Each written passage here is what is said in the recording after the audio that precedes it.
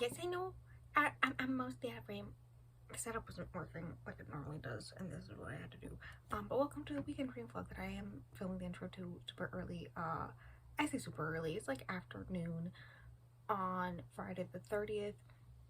Typically starting it tomorrow, but I want to one know what the book is so I can get it. And two, I know I'm busy tomorrow. I know I'm super busy tomorrow. And whatnot. So like, might as well get like filming this at most 5-minute intro out of the way. But basically, so far this year, what weekend reading vlogs are is me trying to read a book in a weekend. Sometimes Monday is included, sometimes it's not. And I pick them out of a TBR jar, so good times. I'm gonna go. I try to get them down for deep down below. I wanted an audiobook. Maybe I could find it on audio. But I got Malibu Rising. I have to put it on my forehead like I normally do. But yeah, that's what I got. I know Stingray read it and really enjoyed it. And I've read one Taylor Jenkins read. I love how I say that one's right here. My copy of Evelyn Hugo is that I've read that I do plan to reread possibly this month actually, because for Stingray's birthday I'm going to annotate it and give it to Stingray. So, you know, fitting. I guess I'll possibly read 2 Taylor Jenkins reads. But that's fine.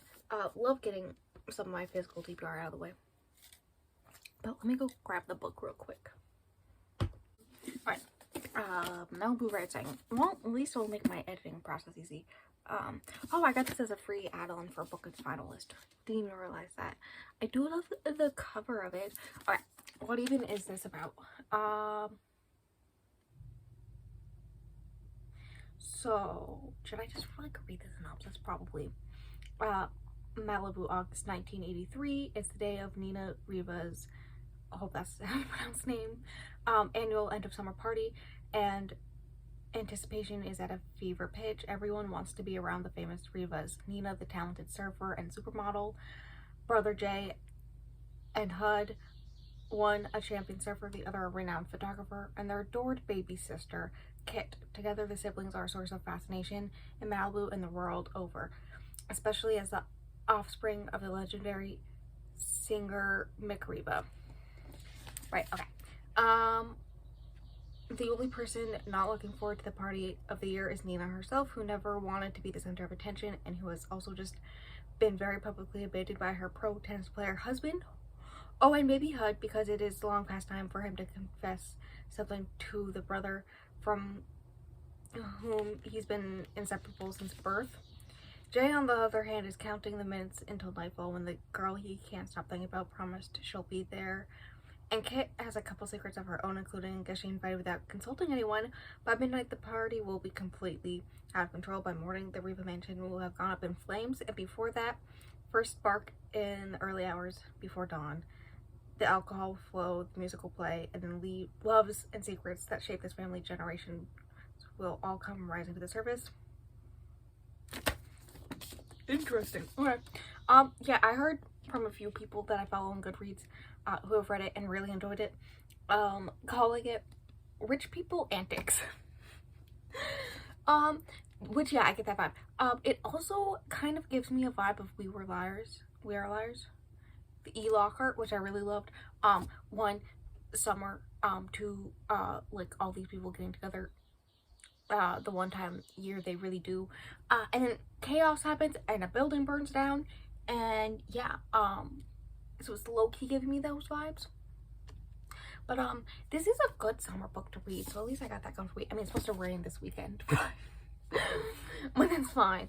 At least I got that going for me. But yeah, that's the plan. I'll read this weekend. I'll update you whenever I get a good chunk of the way through tomorrow.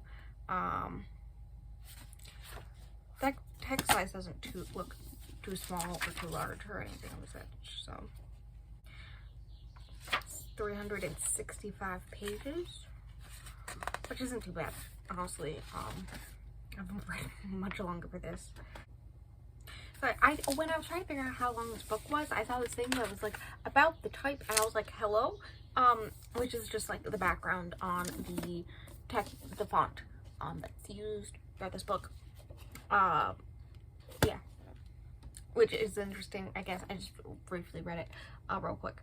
But yeah, I'll update you some point tomorrow. Hopefully I'll get halfway through tomorrow. Yes, it's raining outside and the window's open. It's fine, and my hair's not fully dry, but that's okay. This would be the quickest update ever. I gotta do it this hand because I just ripped out a nail on my other hand. It's fine.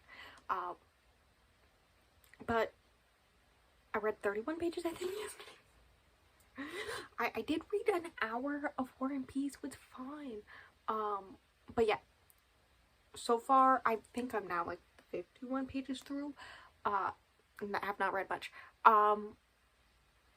But basically, from what I understand, it is broken up into parts throughout the day of this party. So what I can tell, part 1 is the beginning of the day to the 12 hours, starting when the Rita, the person who, is that her name? Nina. Damn it. Nina wakes up at 7 p.m. when the party starts. We know the party goes pretty late and that there's a fire that someone sets. That's it. There's 4 siblings, but also we're like, throughout that time, we're also learning about past of these characters. Like, one brother's really sad, like, went through a really bad breakup. The main character, Nina, I think she's the main character, is going through her own breakup right now because her husband left her, and it's like this big thing in like the magazines and whatnot, gossip magazines, and so she doesn't want to throw the party because of that, but you know, also he left her for Carrie Soto, you know, from her other book, and then also Celia St. James from Evelyn Hugo was also mentioned in this,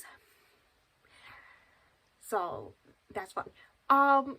I did find the audiobook. I may listen to some of it while I paint my nails. I'm thinking about it.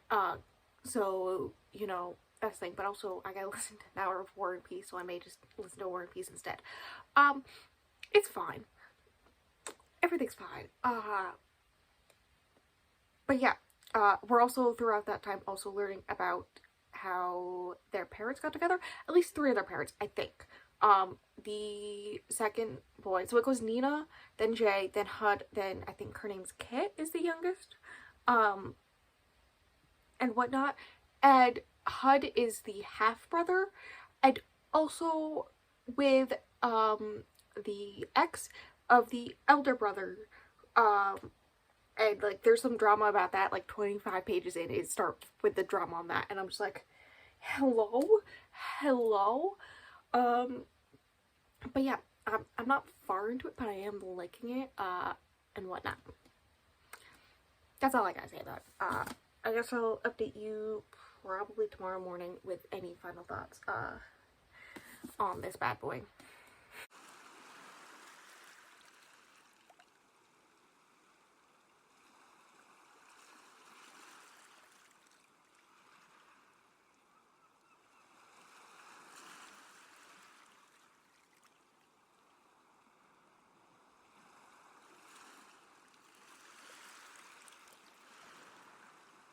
Okay, it's almost 8:30 in the morning on Monday, but I finished it last night at 9:30. I also repainted my nails to match it. I don't know if you can tell, it's got, I don't think I needed the silver glitter on it, but that's fine. But yeah, I finished it. I don't know what to say except yes.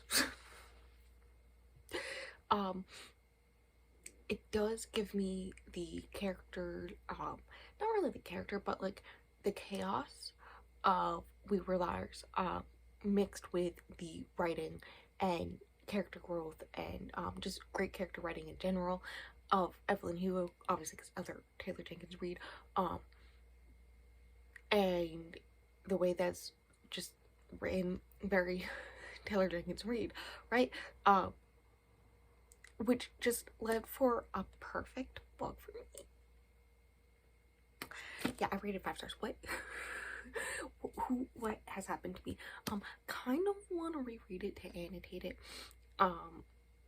so that I can like highlight all the parallels between Nina and her mother June, and her husband and Mick.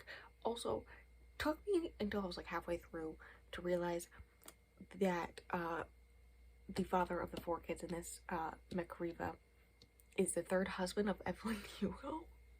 I had to look it up, and so because like I was looking at a thing that like told you all the connecting things between all the books, the 4 main, right?